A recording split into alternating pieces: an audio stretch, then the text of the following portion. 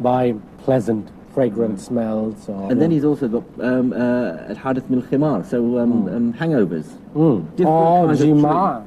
You can get headache from sex. Is that right? Well, I mean, hasn't happened to me yet, but I mean, you know. Let's see. So, the treatment of headache caused by sex. ويجب لمن يعتريه ذلك عقب الجماع وبامتلاء أن يبدأ بالفast. So if somebody has or is befallen by, suffers from a headache after sex, and he also has a repletion, so he has too many superfluities or something like that, so يجب أن يبدأ بالفast. One has to first resort to venesection or bloodletting. ثم بالإسهال, and then you should use purging. In وجب كل واحد منهما, for both of them, I mean, like bloodletting and purging are necessary. A lot of the stuff in here sounds like nonsense, of course, because this is not modern medicine. No, it's not. So how long was this taken seriously? Well, the fundamental ideas contained here about how the body works, I mean, they hadn't changed until the early 19th century. I mean, there was progress, obviously, on certain levels, but the essence was the same. And then came the big break with the discovery of bacteria and viruses and things like that. And from the second half of the 19th century onward, medicine was totally revolutionized. Ibn Sina's canon of medicine is a landmark in the history of the subject. Although much of the medical science it espouses we know now to be terribly misguided, its value lies in accumulating the best knowledge in the world at the time into one accessible, organized text. The canon would give future generations something to rewrite.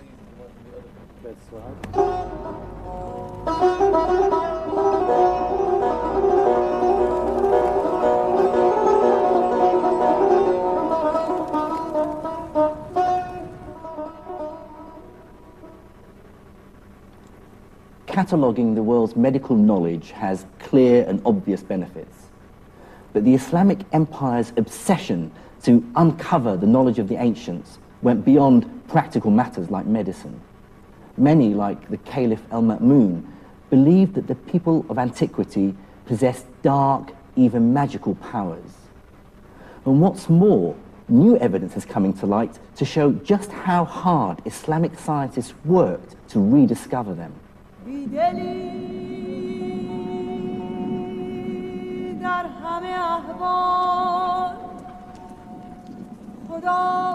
To find out about that story, I have to visit the harsh, burnt yellow of the Sahara Desert in Egypt. There I am to meet an academic who wants to show me how the translation movement took the Arabs to Egypt on a quest to break a code, which they thought hid the secret of the dark art of alchemy.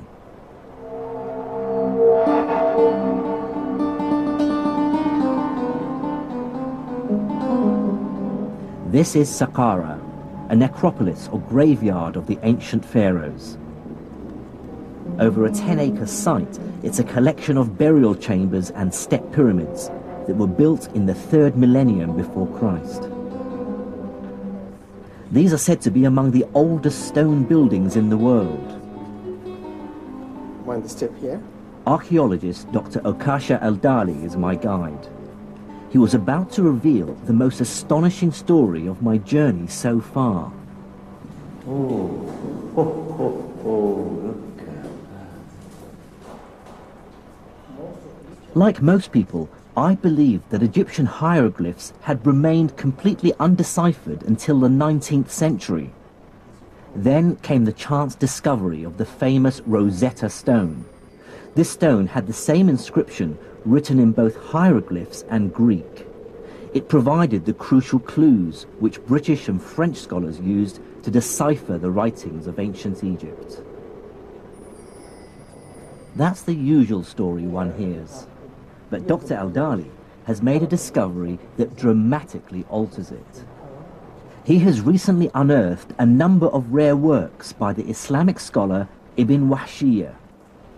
What he did was figure out a correspondence between hieroglyphs like these and letters in the Arabic alphabet. If you look here, for example, at Ibn Wahshiy's manuscript, you see he's giving us the Egyptian hieroglyphic signs that have phonetic value underneath. Yes, and they have the phonetic value in Arabic underneath. So look very carefully at this one. He says seen underneath that seat. Yes. Now look at this seat here.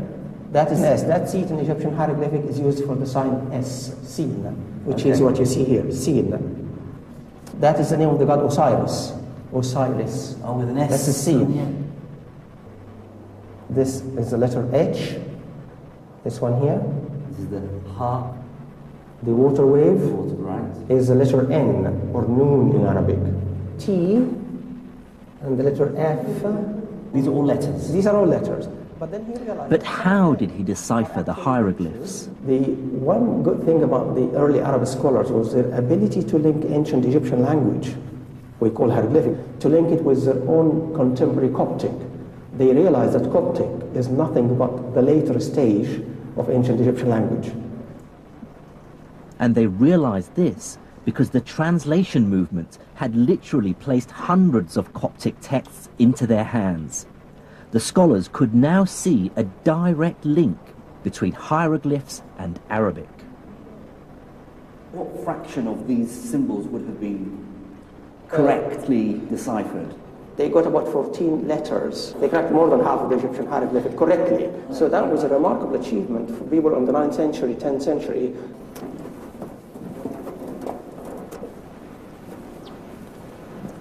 Well, that's probably the biggest revelation for me so far on my travels, that Egyptology didn't begin in the 19th century. Yet again, it seems that Islamic scholars actually cracked hieroglyphics, and they cracked it for strange reasons. They cracked it because they were interested in astrology and alchemy. But here is another example of this amazing translation movement. They weren't just translating Greek and Indian and Persian texts, they were translating Egyptian hieroglyphics as well. Absolutely incredible. Unfortunately for the Caliph al-Ma'mun, the hieroglyphs contained no alchemical secrets.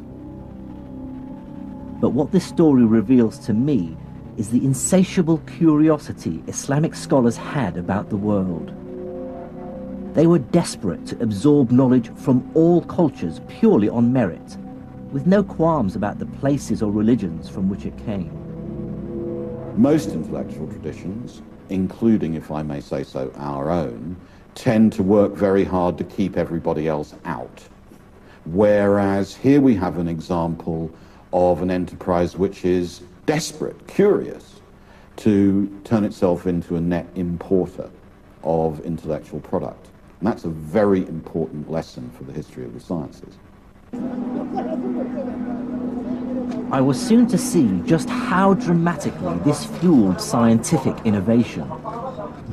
But it's worth remembering that the translation movement wasn't just about science and medicine. As the capital Baghdad sat in the center of a vast, successful empire, it became home to an extraordinary flourishing of all kinds of culture.